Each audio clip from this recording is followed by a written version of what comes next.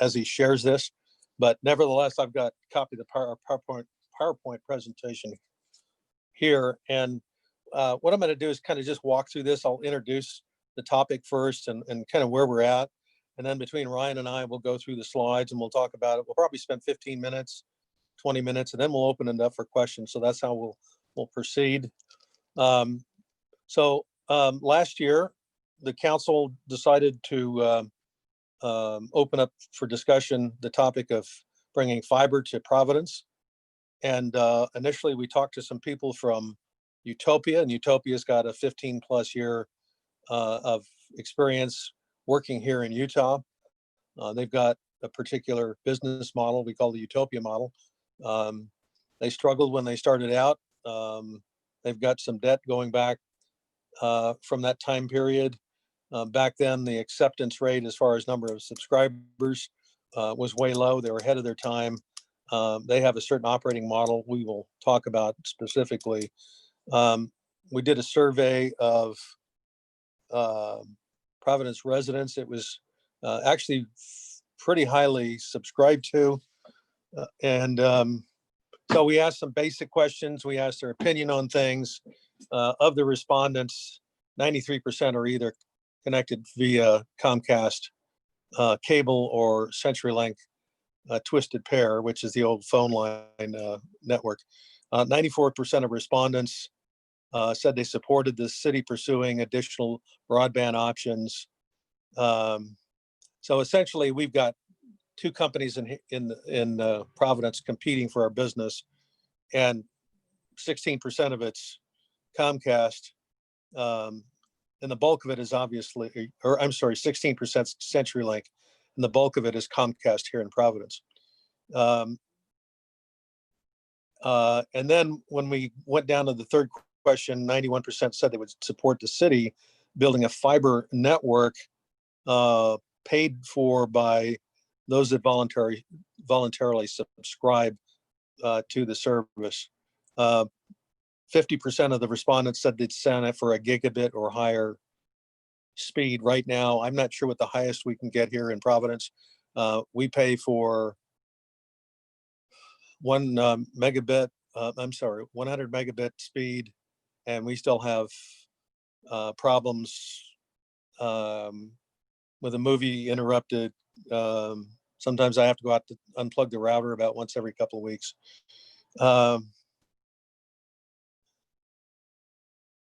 38% said they would sign up for, I say I have 250 gigabit service. That's not right. I'm not sure what I said there. 250 megabit service. So that's higher than anything we have right now. So that was the survey. We had a number of discussions about that. And then of course, last year we had 4 of our council members who elected not to run. So we have 4 new council members. So we're revisiting this question again. I know we have some enthusiastic interest in fiber. And one of the things that's happened since then is we brought in Ryan, our city manager. And what's interesting is Ryan went through the installation of the fiber network in the city of Roosevelt when he was city manager. So he's worked through all of the bugs and the issues with the city residents. And so we're fortunate to have Ryan and his experience. Ryan and I've had a number of ongoing discussions about this. And we've got our arms around what we call basically 3 business models. So we'll talk about what those are. And we'll kind of keep this general. And then when we entertain questions, we'll see where we need to drill down and get into some detail. One thing I do want to mention, and this is in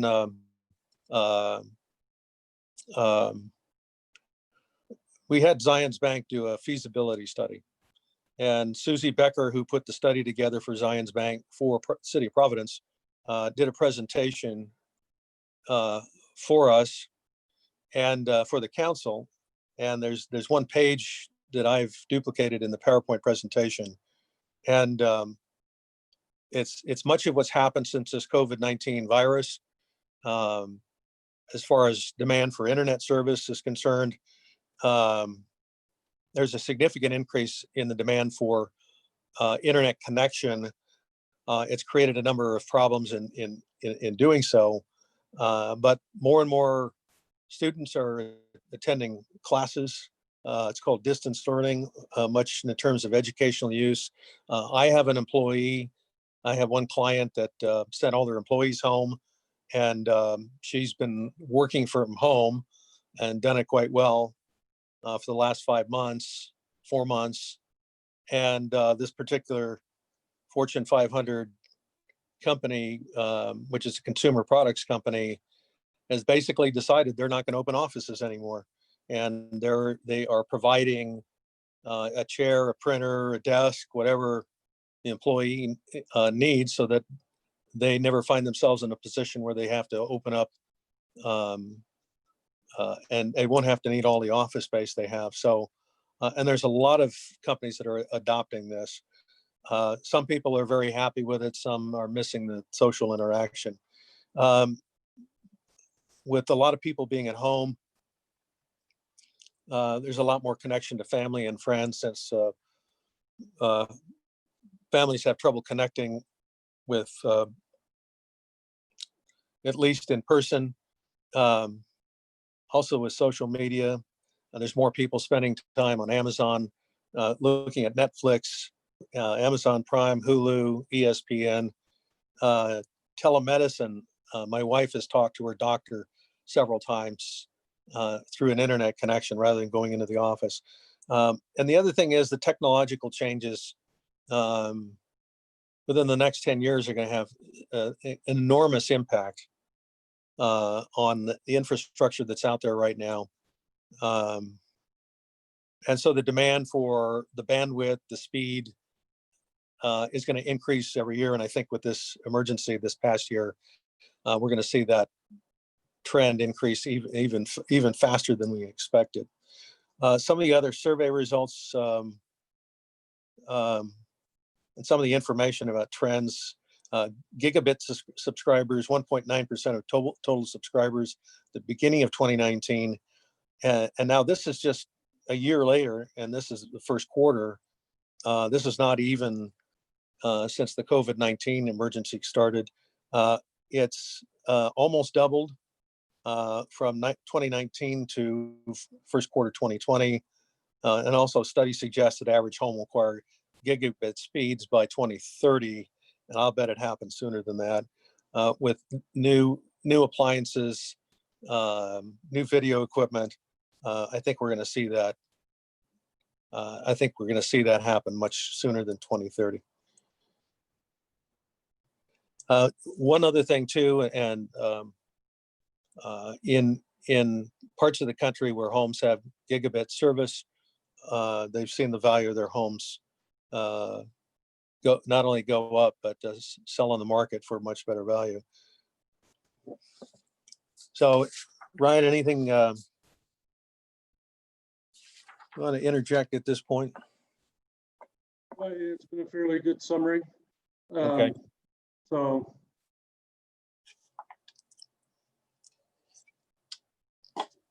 Okay. We have 4 what I call options are being considered. 3 are what we call different business models. And one is what we call the Utopia model. Now, this is just top level description of how the business model works. And let me explain one thing. The business model in this area has 2 components. One is the actual physical infrastructure, the network, the conduit with the actual fiber cable, all the connections, bringing the service to the home. That's the network, and the network operations and the field service. That's what most people are familiar with. The second part of the business is what I would call content, and that is an internet connection. It could be a landline, but it's also the media, the entertainment part of it. That's what I call the content portion of the business. First part being the network, the actual cabling, and the other part is actually providing the service at the other end. We just have internet connection at home. We've got an Apple TV box, so we get Netflix, we get Amazon Prime, we get Hulu. We're getting a number of other content providers as well. But let me go through these models. The Utopia model. Utopia builds and operates the network. Providence City pays for the infrastructure. And they have what's called a take rate. In other words, we need at least 35% of the city residents being subscribers. If we come in under that, then whatever shortfall the city is assessed. I'm going to go through, and Ryan and I go through pros and cons of each of these. Once I get past this this section here, there's what's called a utility model. Providence City contracts for the network construction. We also contract for an outside firm to manage the network. And the utility model are just like a water line connection or a sewer line connection. Every home is connected. Every home is billed for basic service. And Providence City partners with some other outside firm, and it could be what's called Light Hub, which is American Fork. And that means we have a connection to the content providers. Let me back up a bit. Utopia model has 12 content providers that offer different levels of service, whether it's sports or HBO or any other packages, landline, internet connection. So the Utopia model provides a lot of competitive levels of service. We have basically two in our city, and as I said earlier, that's Comcast and it's CenturyLink. But one of the things about the utility model is, as I mentioned, every residence, every physical home is connected, and every home gets a charge, just like you would get a charge for 911 or a charge for sewer service. Basically the same idea. Everyone's connected. Everyone is automatically subscribed, and that's how the utility model works. There's another model we call the Strata Model. The Strata Model is Providence City contracts for network construction and operation. That's similar to the utility model, but the difference is only subscribers are connected to the network, and only subscribers are billed for the service. Providence City partners with the network operators. We also contract for content as well. And then the other option is to do nothing. Some people say let the companies come to Providence, let them install fiber. Someday it'll come. In the meantime, we'll live with what we have, and we'll leave it at that. So we're looking at these 4 different options, and we're looking at considering the pros and cons. So that's the slides. Let me talk about some of the pros and cons, and Ryan can interject. We also have a couple gentlemen from Strata with us. And Strata is the company that did the installation in Roosevelt, where Ryan was. And Strata owns and operates the system in Roosevelt. They have a fiber network in the whole Uinta Basin, and so yeah. So, and I'm not mistaken, they have more subscribers than Utopia does. And so they're one of the companies we could consider to install all of the infrastructure. And there's 2 gentlemen, Dave and Tyler, here. They can answer some questions. Let me talk about some of the options. Utopia, the city pays for the network, but we don't own it. And I think it'll be popular. I think we'll get a lot of people want to subscribe. In the Utopia model, any profit or upside, Utopia keeps that. The city doesn't participate in any of the upside. The utility model, as I said, everyone subscribes. The upside is we have no financial risk because everybody's subscribed, everybody's paying into it. And we know the subscription that's on the utility bill every month covers our operating costs.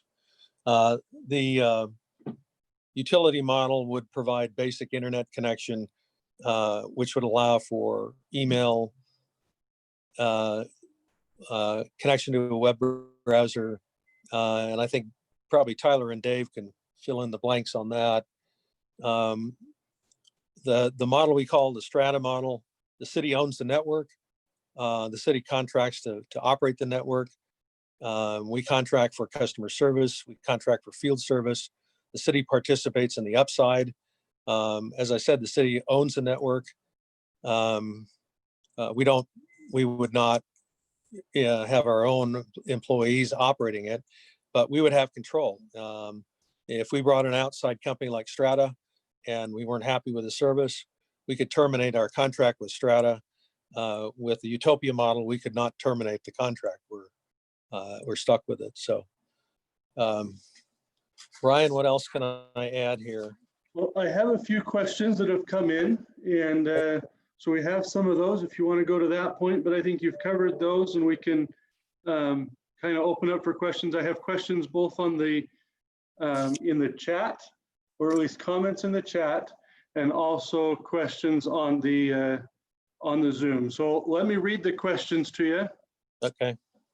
If that works.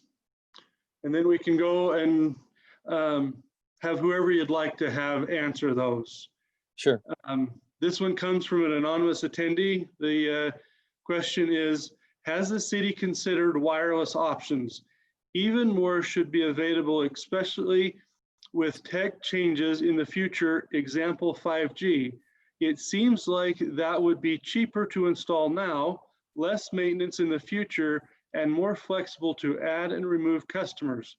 Ultimately, any option makes sense as long as it is those who use it that pay for it. Brackets, I don't like the utility model. So that is the first question. Okay. How would you like to have that answered? Well, I think I can answer the question, the 5G question. Voiceover on, voiceover off, voiceover off, voiceover off, voiceover off. Sorry, that's my my MacBook. I can answer the question, but to drill down to answer this a bit more deeply, in order to have 5G, you have to have fiber. And when you operate 5G, you've got an antenna about every block. The nice thing about this is if the city has the infrastructure and there's a 5G provider in town, let's just say it's Verizon, then we can bill Verizon for the use of however many of those antennas that the city has.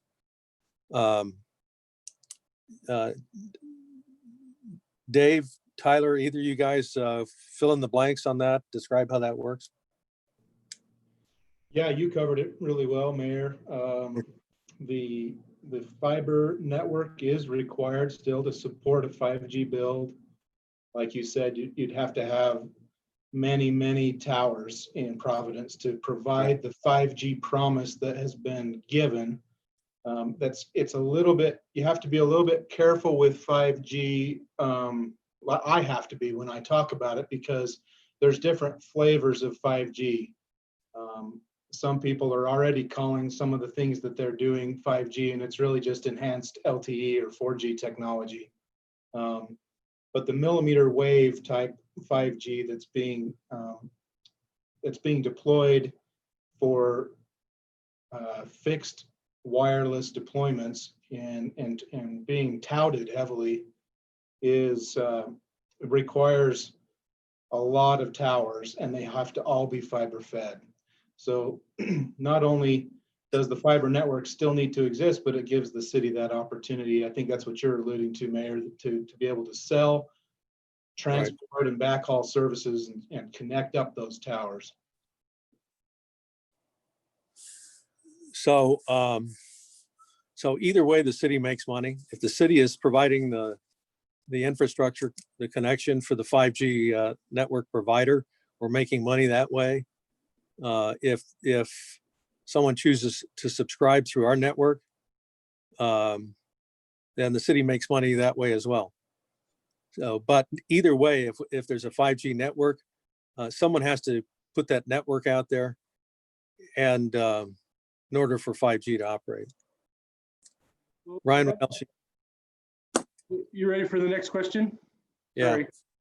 Okay, the next question is from Kai Seeley. He has two parts to this. So I'll put that out there and you can discuss it. He says, Wave future 5G technology is on its way within the next couple of years. While fiber may be required to be routed to the Wave base station, it isn't required to put fiber to every home, like the current model.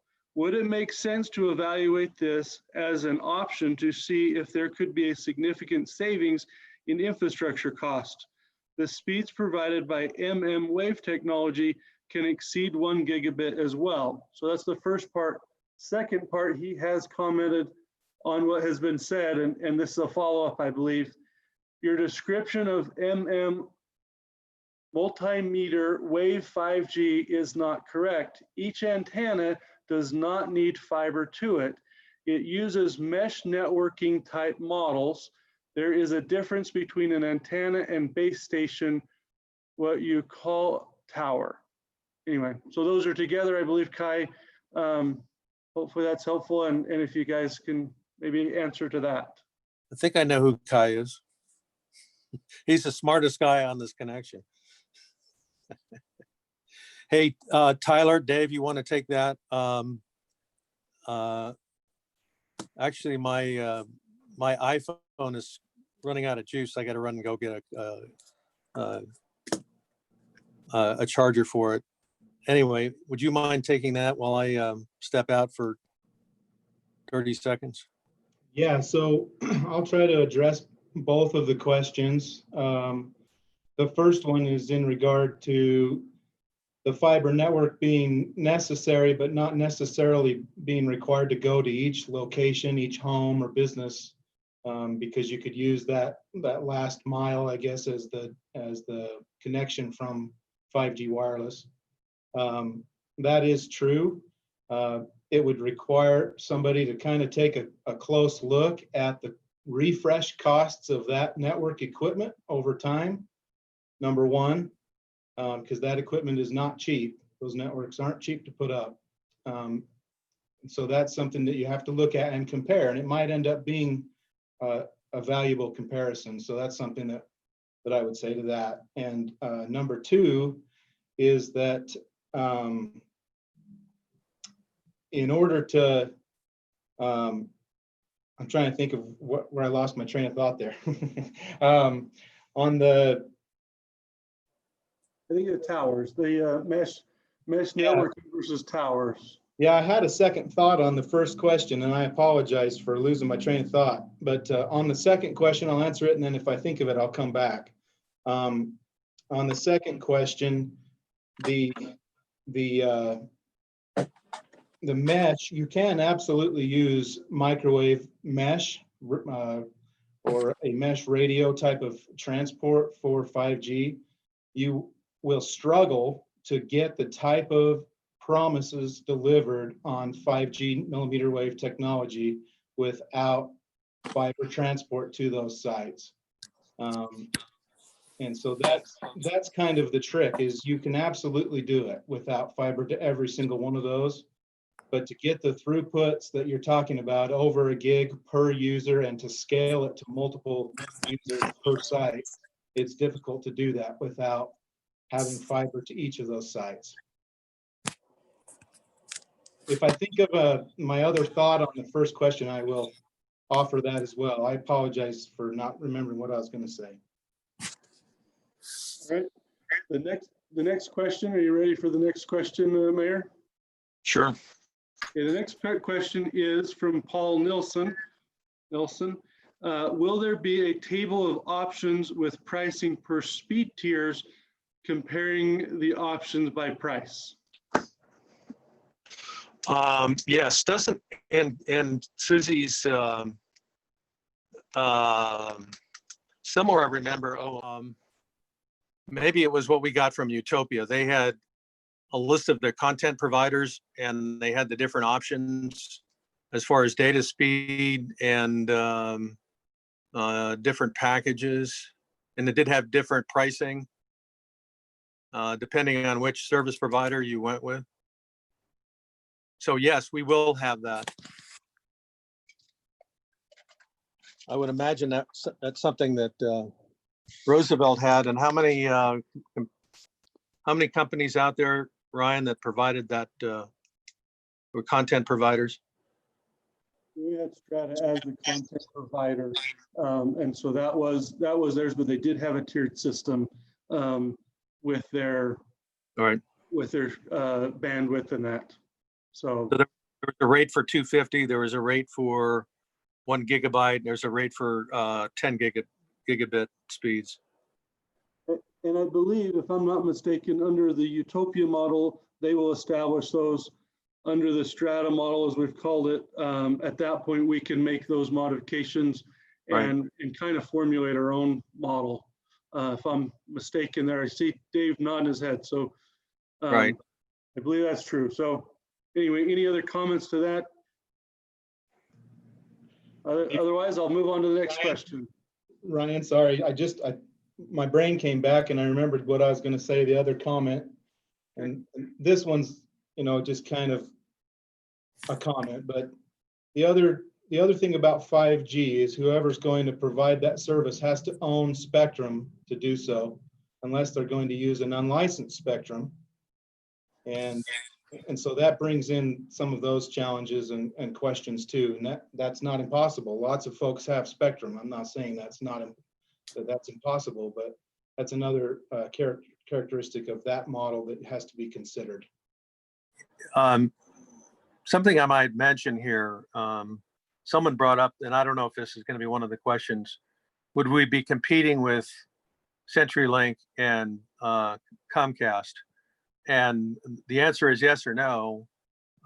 Would they bring in fiber to Providence? And I think the answer is probably no. All of the expansion they're doing right now is to businesses where the big revenue stream is coming from, but they would not be bringing in fiber that would compete with their cable. But as I was talking about earlier, these companies make most of their money as content providers, so they could still be content providers. And Comcast, CenturyLink could be a provider for the Providence network, and they might be happy not having to worry about maintaining a fiber network. So it may be a win-win for both sides, but certainly they're not going to come in and start installing conduit for fiber. Well, Ryan? A couple more questions. Sure. So some of them talk about what you've just mentioned. One from Bill Platt, I think that is. I apologize if I've said it wrong. I'm currently paying for 1 gig service through Xfinity. They have a data limit of 1.2 terabytes. Would that be the case with any of these options? Well, I have a question back. What are you paying for the 1 gig with Xfinity? And is that a residence in Providence? I have to wait for him to respond back to that. I apologize. Okay.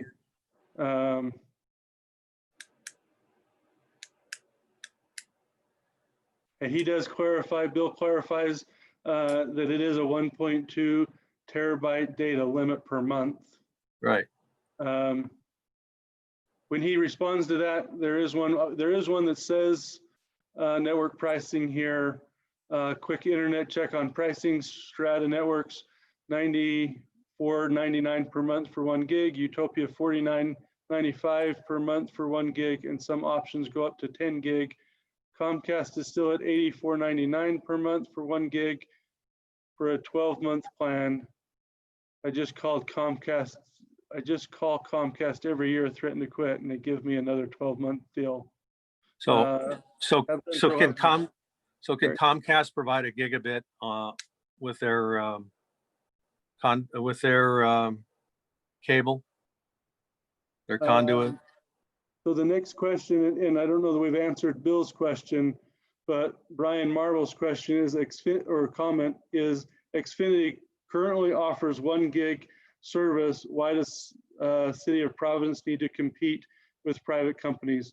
Let's take Bill's question if we can, and maybe Dave and Tyler can take Bill's question of the 1.2 terabyte per month data limit. I think that's something that has been on the table, if that's okay, Mayor. Sure. Okay, in the scenarios we've proposed with the city thus far, there would be no data usage caps or overages. So the customer scenario that you're describing right now with a 1.2 terabyte data cap would not exist in the models that we've proposed to the city. Okay. What about Mayor or Councilman Kirk? Xfinity currently offers 1 gig service. Why does the city want to provide? That's from Brian Marble. I guess I'm not sure where Brian lives as far as in the city, but Brian's right in the middle of downtown. Okay. So how does with just Comcast cable conduit, how do they provide a gigabit of service? Dave or Tyler?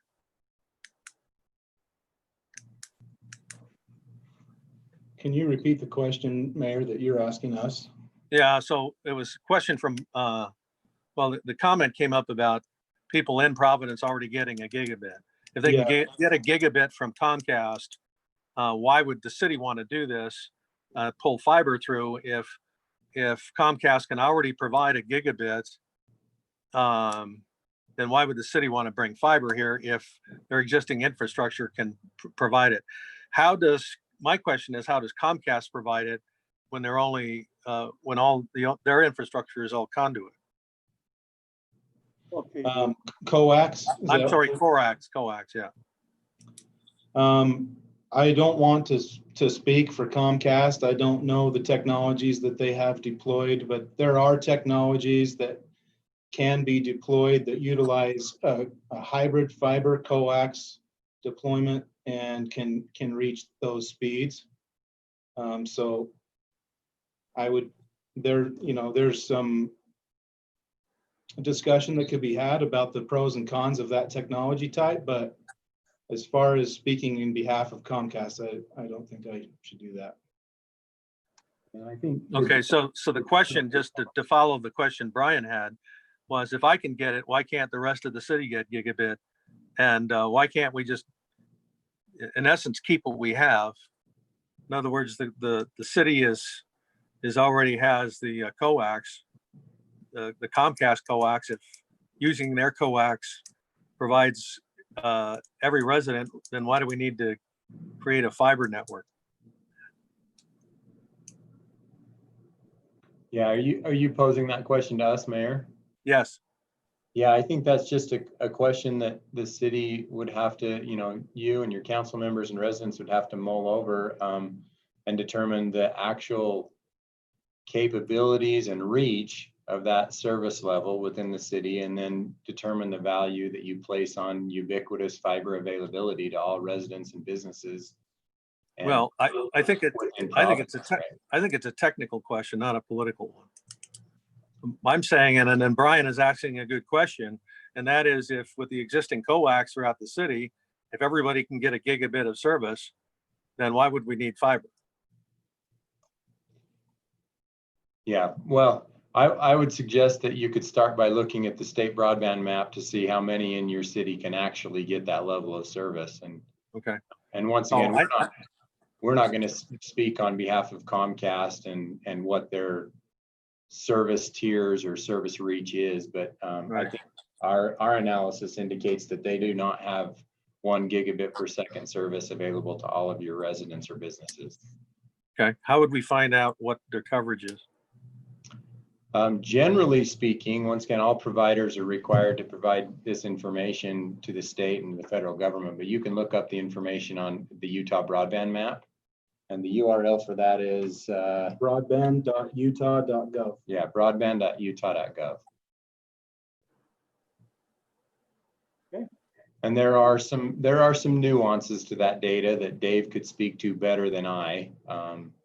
And there's been some debate about the accuracy of the data and how it's interpreted, but it'll give you a good general idea of what speed tiers are available in your community and what service providers are claiming those speed tiers.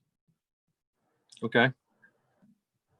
I do know that we have witnessed, Tyler, we've witnessed some utility crews pulling conduit through park strips in the commercial part of Providence. In other words, along Gateway Drive or along First North. I do know we have some conduit in parts of the city, but they're the newer parts. Where Brian lives and where he's got service is in an older part of town. It's on Main Street and First South. So I'd like to explore that. I think we need to answer those questions, because if Brian brings up that question, I think it's a legitimate question, then it's something we need to seriously take a look at. Ryan, what else we got for questions? Hey, well, we have a comment from Jeremy on our question and answer. He says, I've tried multiple times to get 1 gigabit through Comcast and haven't had any luck. Same with 500 megabit, so it may depend on where you live. Anyway, so that comment there. The next question is. So I think to Tyler's point, looking at that broadband map would be well worth determining what part of the city we've got coverage and what part we don't. I'm wondering why Brian can get it, and of all places, downtown Providence, and Jeremy can't. I don't know where Jeremy lives, but I don't know. The next question is, how long would it take to get fiber installed in the city if you gave Strata the go-ahead? less than 2 years, Dave, Tyler? They're nodding their heads. I'm just recording that for those that are listening. So, okay. So I think when we had the discussion with the fellows from Strata, it'd probably be done in phases, and we'd pick different parts of the city. And I think we were talking about 3 phases at a time. And of course, once the design is determined, we'll let the residents know what that time schedule would be. So we at that point we'll have that discussion, and we'll let the residents know, because there are going to be people who are going to say, when am I going to get fiber? and 2 years would be a full build out. To clarify, 2 years would be a full build out. Starting would start fairly quickly when permits and everything else could be taking place. But we're talking about a 2-year full build out. That doesn't mean it takes 2 years for the first person to get service. Right. The last person to get service, right? I'm Right. seeing nods in Yeah. agreement. Okay. The next question, this is a continuation a little bit about price. If no one can test price or Utopia, it can get faster than 1 gig. So at this point, pricing with the different options, it had a link here for the price, I assume, in the Uinta Basin at $94.99. What is the price structure? And we probably ought to give, if Susan's still on, we probably ought to give her a little bit of time with the finances if she wants to cover, Mayor, because I know she has to go early. But maybe Okay. on that one, the pricing structure and what she looked at. Anyway. I know we talked about pricing structure. I think we talked in broad terms. And a part of it ends up being how we design the network and what capabilities we want to include. You know, as a city, we might say we're going to do it in 3 phases. And the first phase, we're going to see what the take rate is, how many subscribers we get. Of course, as a city, it would behoove us to promote the service. If it's Strata or if it's Utopia or whoever it is, they're interested in you promoting the service as well. So we would look at the first phase and see what the subscribers' enthusiasm is, and then that would determine, first of all, how to design the rest of the other 2 phases, but also the speed at which we would proceed with phase 2 and phase 3. If we had immediate enthusiastic subscription, we'd be charging ahead fast and making immediate plans to start that second phase. One thing I might mention, hey, Ryan, is Jeff Young on the Zoom connection?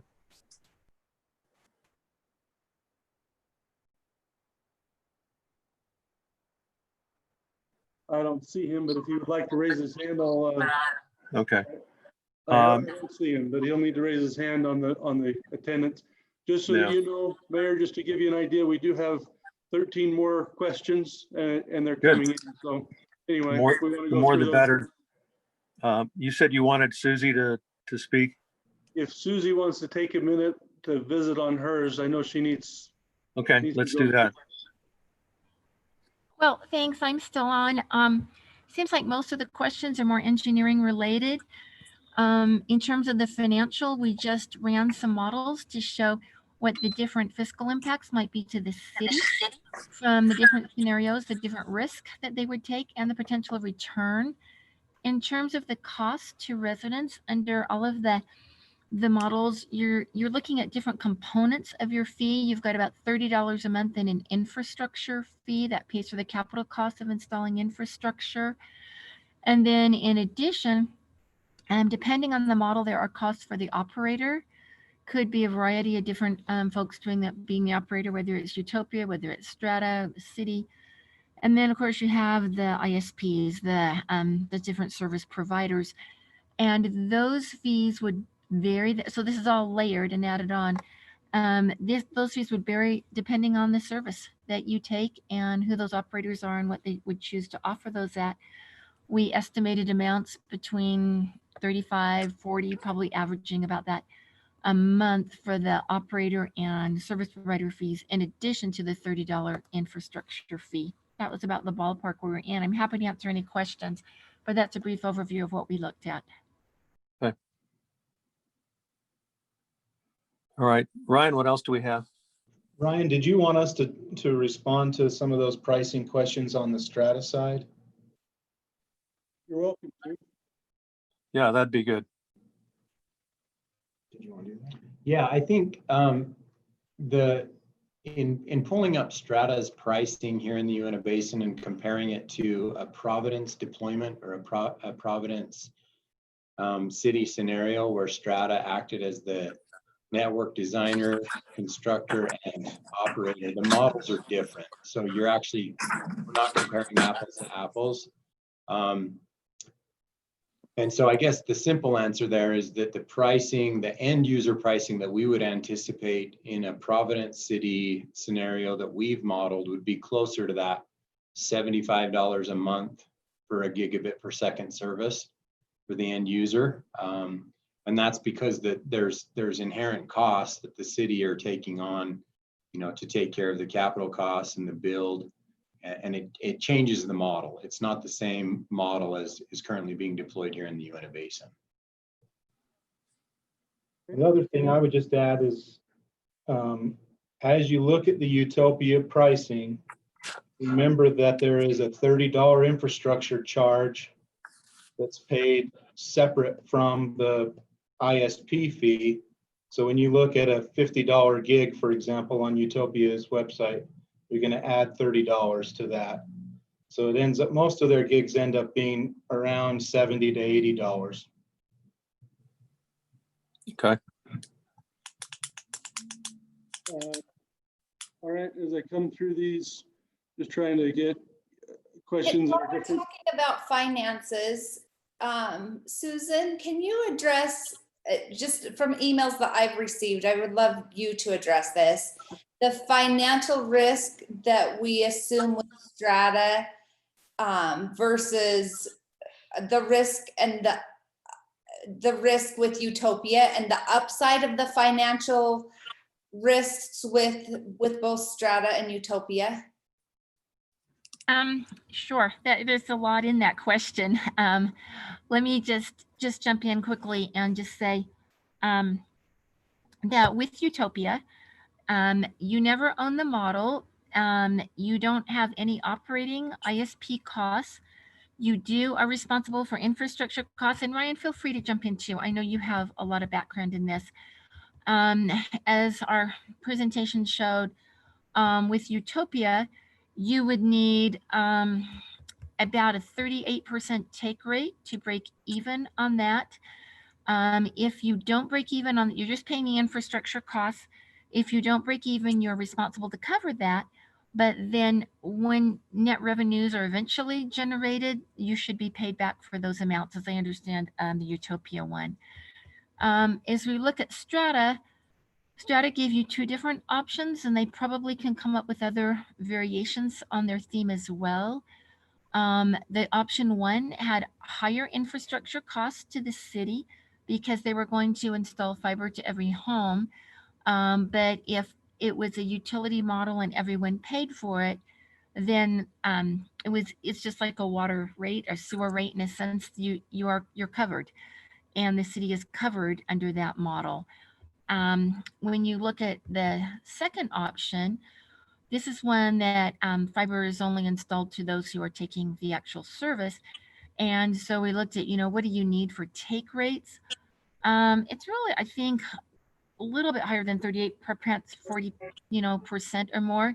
Once you start getting up beyond that, then is a potential for a return to the city.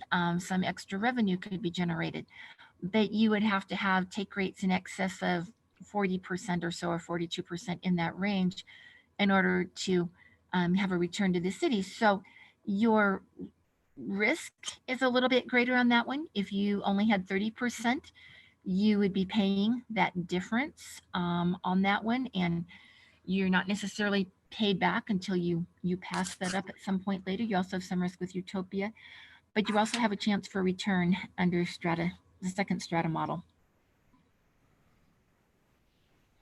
So Susie, we talked about this, and with that additional return, we have some options as a city. We can choose to pay down our debt, pay it down that much sooner. We can set aside as a sinking fund to replace certain types of equipment that we know will have to be replaced, or typically is replaced in a routine fashion. And other options with that money, I mean, we could use the money and say we're going to improve parks or something. I mean, pick something, that'd be up to the council. Right. Spanish Fork is a good example right now, and they have a few advantages in how they can set up, because they were granted under some old laws, but they're a utility model. They're the only service provider. They have take rates like 78%, but they have had such high revenues that they are paying to upgrade all of the facilities all over the city just out of net revenues, without any additional cost to any of their subscribers. And it's a state-of-the-art system getting there. They've done some really good things. So you would have some of that potential. So I have to ask the question, what have they done to get a 78% take rate, Susie? Any insights into that? We should, if you proceed or talk to them more a bit, they are the only service provider there. It's like your water or sewer. So. Okay. So they don't have a Comcast or CenturyLink. Well, they're the only one that the city provides through its utility fund. So, you could have these other options. There are people, sorry, I didn't make that clear, who do take through other options like Comcast or CenturyLink. But because it's a utility model, everyone is paying for that utility somewhat anyway. So it makes sense to take it. Oh, so with the utility model, I'm not sure I was clear, but there is no risk to the city. Because because the council has said we're going to treat this as a utility, everybody gets the basic infrastructure charge, every month. Yes. Okay.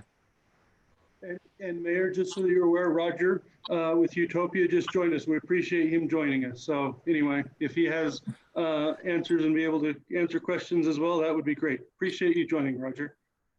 Yeah, apologize for the late join. I was in a meeting that I was on the agenda for Bountiful City tonight, talking about fiber of all things. So it went a little over. I apologize. So Roger is from Utopia. We've had a number of questions, Roger, but we talked about different models, 3 different business models. And of course, the 4th option is to do nothing. So we talked about what we call the Utopia model. We call a utility model like American Fork. And then we talked about, we call a Strata model. And the Strata model is where the city owns the infrastructure and city participates in the upside. We were talking a bit about the pros and cons, so that's where we're at. And we did get into some technical questions. We've got some electrical engineers in the audience, Roger. So that's where we're at. And Ryan has been fielding some questions, and we've been doing our best to answer them. Ryan, you want to go ahead with some of the additional questions? Yeah, one, I think that it'd be good to get Roger to weigh in on 5G. I think we've given that chance. I think maybe Roger, you have other experience with fiber and that. Maybe weigh in on the 5G option, how your thoughts are there. Because I know that came up in a couple of the questions. We can read the questions, or you can address 5G as is, whichever you like. Yeah, so yeah, I'll jump in on 5G. So from our perspective, we really like wireless providers. They are a good source of revenue for us. You know, we build fiber networks and allow anyone to use them that wants use of them. And the wireless carriers are one of the big users on them. And so from our perspective, it's a source of revenue, but yet isn't a competitive threat because it's really only designed around mobile use. What I mean by that is their networks they're designed to sell you, essentially a connection to a phone for 60 or 70 bucks a month. But to put an entire home of 50 plus devices on that connection and service a home with the same network that they're designed for mobile networks actually saturates those networks. They lose money on them, they get congested, and it bogs them down. And so the trials that have been out there for 5G as a primary service for homes have not gone well and have all been canceled currently.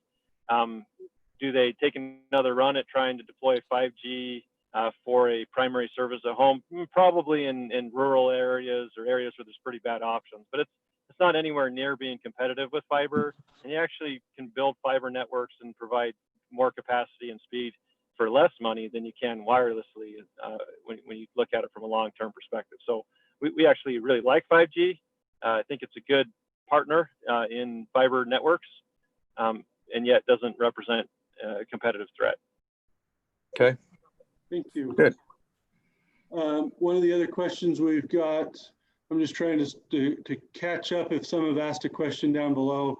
I apologize, I'm reviewing them in order of that they came in. Should we have Verizon and AT&T install fiber to run 5G in Providence? That's kind of a question. Should we wait for somebody else to run it? I don't know where you want that to be answered or how that works, Mayor. We kind of addressed that topic. It's come up before. From the people we talked to, they're installing, and we've seen it down Gateway Drive and First North and Highway 165 and other parts of the valley, but the conduit is being pulled to the businesses like Wasatch Properties, Conservice, where the retail centers are, but they're not providing service and they're not pulling conduit to residential parts of the city. We have, I don't know, a couple places in the city where conduit has been pulled, and certainly as a city, we could require all new development and construction require conduit.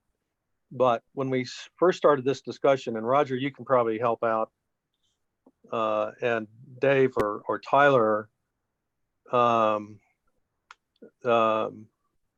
there's two components to this business. One is the infrastructure and running the network, the actual physical conduit with a cable pulled through and operating the network. And the other side is the content portion, which is internet service, it's landline, it's all of the entertainment channels.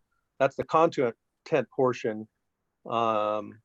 It seems that most of them are interested in providing content, but when it comes to putting it in residential areas, because they're spread out, it's pretty expensive for them to put in that kind of infrastructure.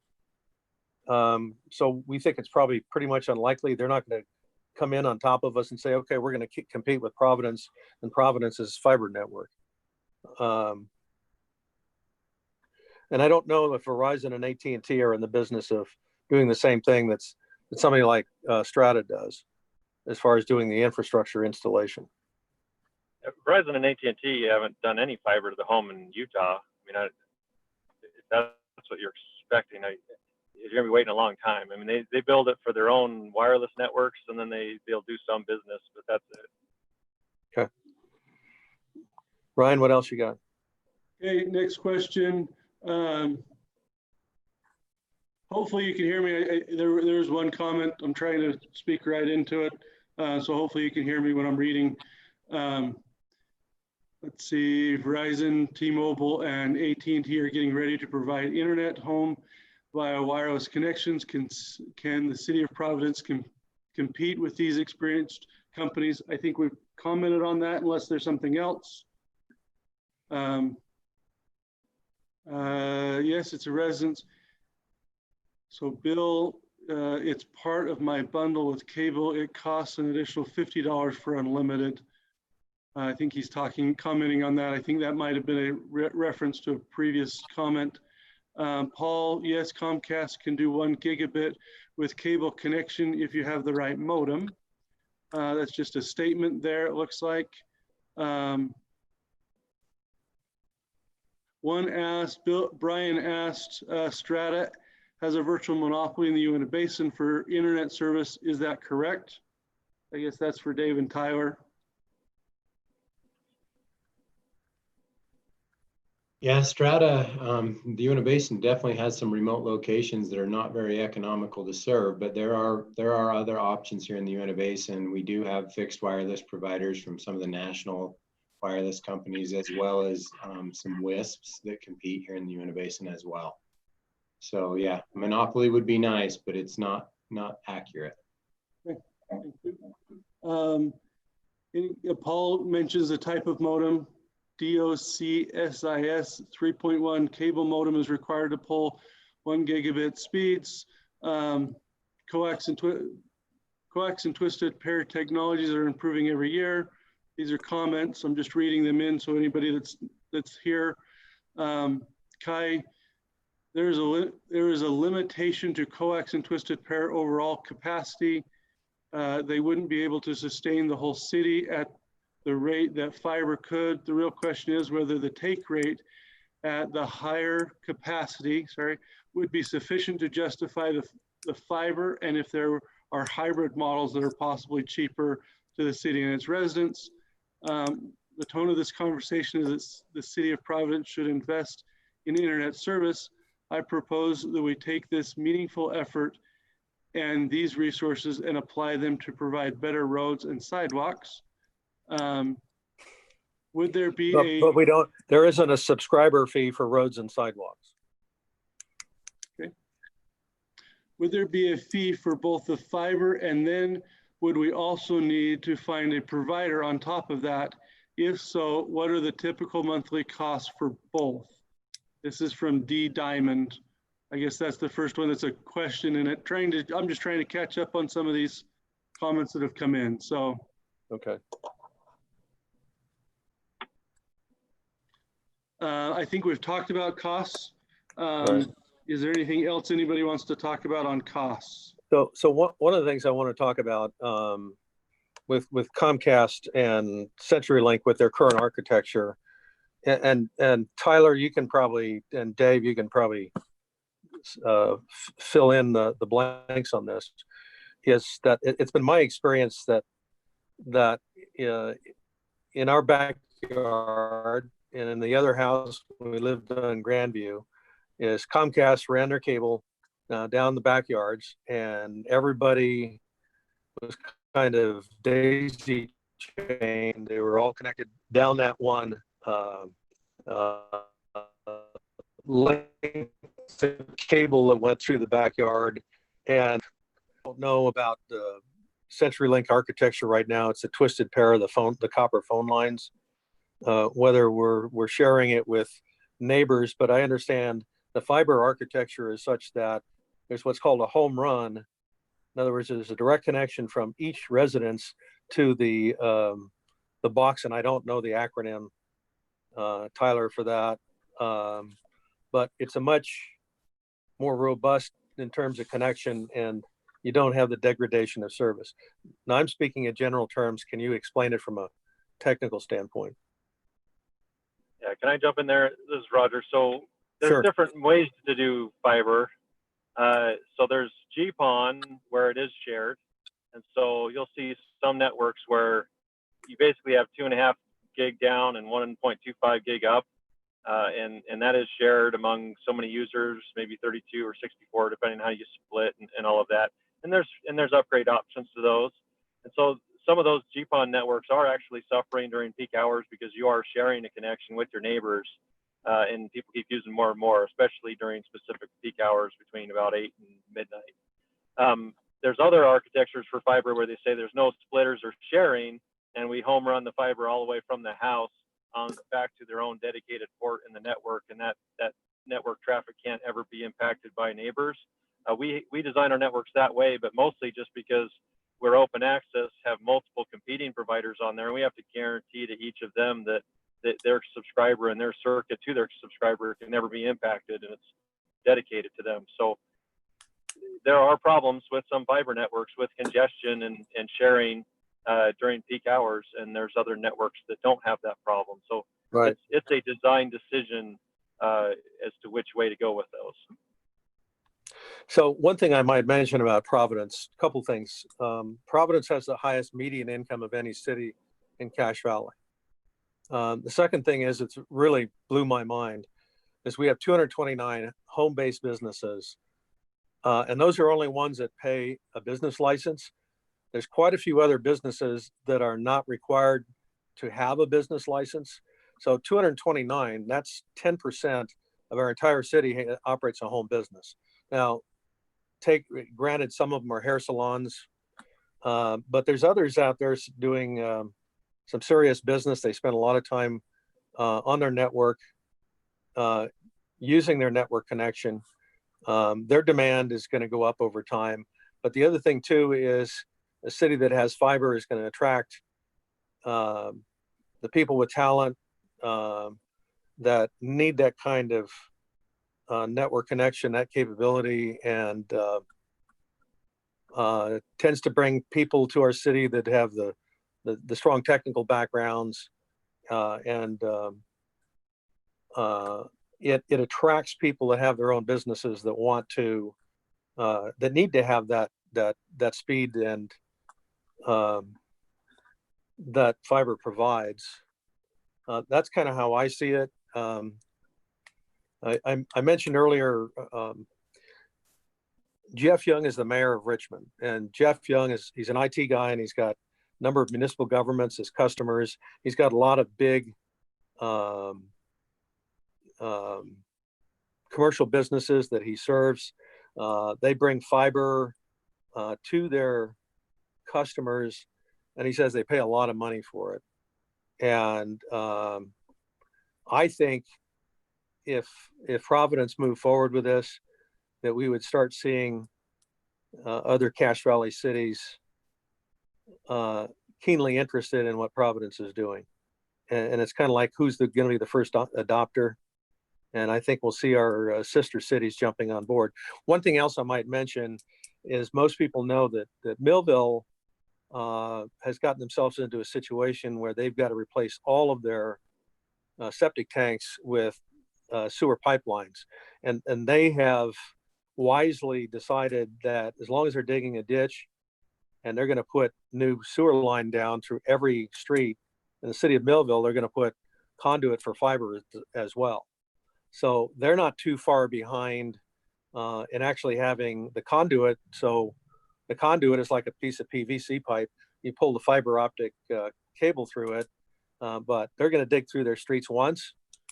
And after they've done that and put everything back, they're going to have the fiber capability. That's this tiny little city of Millville here in Cache Valley. Anyway, I just thought I'd pass that on. Ryan, do you have some more questions? I do. One question was about a map. I'll just show you the map. So I can't see it. I have to apologize. I'm at a friend's house in California, at a friend's business, and his network's down. So I'm on my iPhone. Hopefully you can see that. Councilman Kirk, can you see the map? Okay. So at that point, download speed here, gig speed. So download and upload. So if I have gig on both of those, there is a small area of downtown that does have, based on the map, that does have that capability, but most of the city of Providence does not. So anyway, just showing that what that is. And then I'll go to the next questions here. Give me just a sec.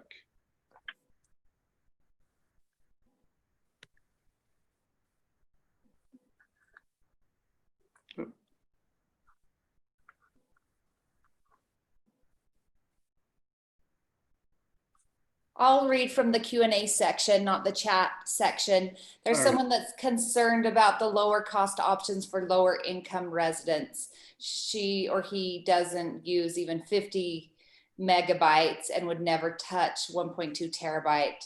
So what about lower income and lower usage people? They can keep the service they have. Another, Jeremy asks, for HOAs, condos, apartments, is there additional cost for installing fiber, cable equipment, etc.? So for those living in the HOAs and condos.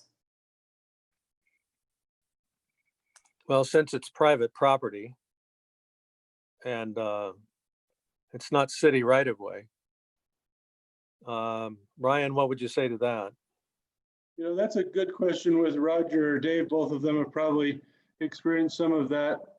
Maybe let Roger, if he's come on, let's give him his fair time and see if that's something he wants to answer. Yeah, so we've done pretty much all of the above. And so what I mean by that is there's sometimes when, you know, broadband's included in the rent and it's apartments. And so you'll have an apartment complex purchase just one big connection and they'll have their own facilities on premise for distributing that, sharing it across switches and things within the facilities, whether it's one building or several buildings or even single family homes. And so we actually have several HOAs, or actually more so MDU properties. We consider them condos and apartments that we serve, I don't think in Providence, but within a stone's throw. So we have a lot of MDUs in Cache Valley that we provide services for today, but they don't know it as Utopia Fiber. I mean, as you know, we run as open access, and so it's some provider that purchases transport from us to get to those places, and they provide the internet and that sort of thing. So we have a model where we basically just become the pipe, a bulk pipe, and then we have another model where they say, you know, actually we want to market this to our tenants. Usually this is more high-end condos or single-family homes, part of an HOA, where they say we want to buy in bulk, but we still want to have dedicated fiber for every unit. And so we come in and we figure out what it costs and model that. And so really we handle them on a case-by-case basis.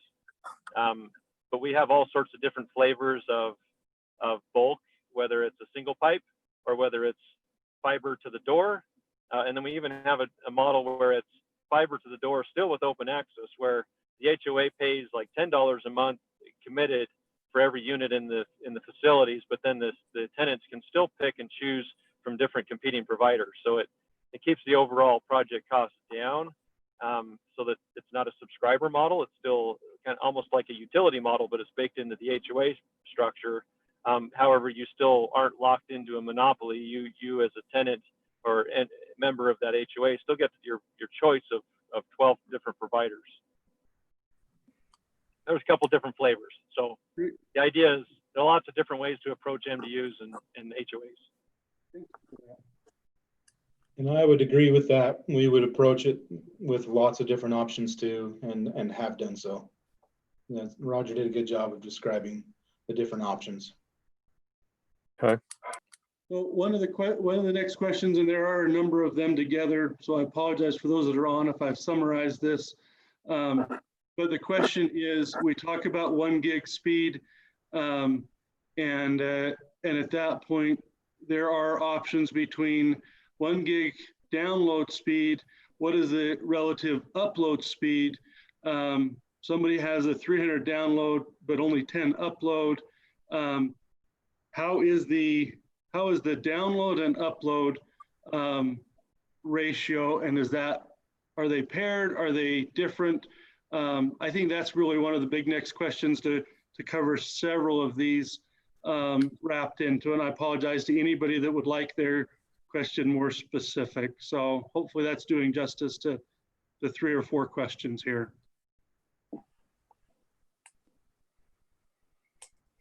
Okay, that's a technical question. Yeah, let's start with Dave. We gave Roger the last one to start with, and we'll give Roger the second spot. So Dave, why don't you start, I guess? Yeah, this kind of goes back to some of the comments that were made before, which are, there's different topologies and network architectures that could be chosen, but the model that Strata has proposed is full symmetrical gigs with the ability to grow to more. And so that would be 1 gig down, 1 gig up, symmetrical services. And Roger, on yours? Yeah, from a residential perspective, all of our products are symmetrical. So we offer 3 speeds residentially. It's 250 meg, gigabit, and 10 gig. And that's available in every address in all of our networks, about 120,000 addresses. On the business side, we do offer asymmetrical products for small business, not because we need to. The electronics are all symmetrical, but just some of the providers like to have some low-end options to compete with GPON and things like that. So we have some lower cost asymmetrical products, but the architecture you pick kind of dictates that a little bit. And ours being active Ethernet fiber is pretty much all symmetrical. Okay. The other question is for the costing model that were performed, what type of fiber network was used, the shared model or the individual connection model? I assume that Strata, if that's what you're proposing, are you proposing a shared or well, I'll ask Roger first. Shared or individual in your proposal to the city, and then Dave, you can take yours. Yeah, ours are all carrier Ethernet. They're all dedicated home run fibers back to fiber huts. There's no splitters or GPON or any sort of PON. Okay, Dave, Tyler? Our model provides the flexibility to choose between the two, or even a combination. There are some benefits to PON. One of the primary ones being that all of the major carrier grade access providers that are building access equipment are designing their networks around PON, NG-PON, XGS-PON, and the GPON that Roger referred to earlier. So both networks, we deploy both types of networks currently, and both have their pros and cons, and we would discuss that with the city and come up with the option that would be most advantageous for the city. I believe that has answered, Mayor, I believe that has answered the questions that have come in. Okay. If I have not done justice to it, if they will make their comment, we can get there. But at this point, I believe that catches up most. I apologize if I've missed any. It has not been intentional. Okay. We've gotten quite a few, and I appreciate all of those that have come in. So anyway, there, I'll So pass it to you. I think for a lot of people that listen in on this, once they've thought about it and given it some thought, they'll think of some other things that maybe during this discussion didn't come up. They're more than welcome to send an email to Ryan or myself. We'll make sure we get an answer back. Either if we need an answer to a technical question, we can answer that. I do want to look at that broadband map. I think Brian Marble has a good raises a good issue. Ryan, you and I have to have some further discussions on this, but I'd like to continue this dialogue with the residents of Providence as we have these discussions. Now, tomorrow night we have a city council meeting. We have a public hearing to talk about fiber. It is also by video conference. Hopefully next month we can get past video. Personally, I like the social interaction. And the council is going to decide where to proceed tomorrow night. It's on the agenda for a vote if the council so chooses. And what that vote is for specifically is what's going to come up for discussion and decision tomorrow night. Everyone's welcome to weigh in on that. And, it's clearly there are a lot of options for our city. There's some good questions that people have raised about 5G. And we'll see where this goes tomorrow night with the council discussion. But again, I encourage residents to drop us a note and to the council members, Ryan or myself, so we can address an issue and have those discussions. Carrie, any other questions from Josh? No, thank you for taking time, everyone, to get on and listen and learn and make yourself educated. And to Dave and Roger, I think we have some good options, and I think that's going to be the hardest part, is deciding where to go. So I appreciate it. And I just love the work that Susan did. I feel like that the numbers that she crunched were invaluable and will help us to know which direction to go. Okay. So, and on our city council, we have an electrical engineer, and that's Janelle. And Janelle, does Kai have any questions or comments that you'd like to add?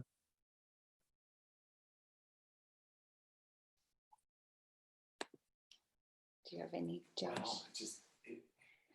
I'm not muted. there's no comparison. I can turn Janelle on. Hold on just a sec.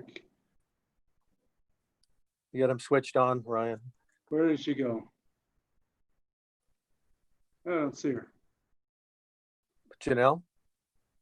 Did we lose her? Looks like it. Sorry. I don't see Janelle. Okay.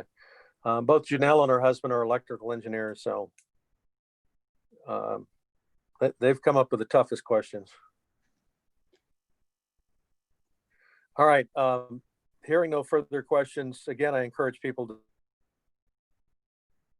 and raise whatever concerns or questions or issues that come up, and this discussion will resume again tomorrow night. What decision the council decides to make tomorrow night, or whether the council decides to continue the discussion and not make any definitive decision tomorrow night remains to be seen. So we'll see where the council wants to go with this.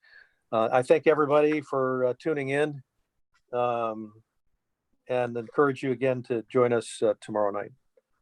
Thanks to all of you. Thank you, Susie, for being with us. Thank you, Roger. Thank you, Dave and Tyler from Strata. Appreciate you joining us tonight. Ryan? Thank you, guys. Appreciate it. You bet. All right. Thank you. I did get just a quick note on it. Janelle and Kai are on together. If you want to hear from her, I can turn her on. I didn't realize that they were on together. I had saw Janelle. So anyway, Okay. Maybe we'll give the last word there. No, I wanted the last word. Okay, you wanted it. All right. Okay, we appreciate it. And there you go.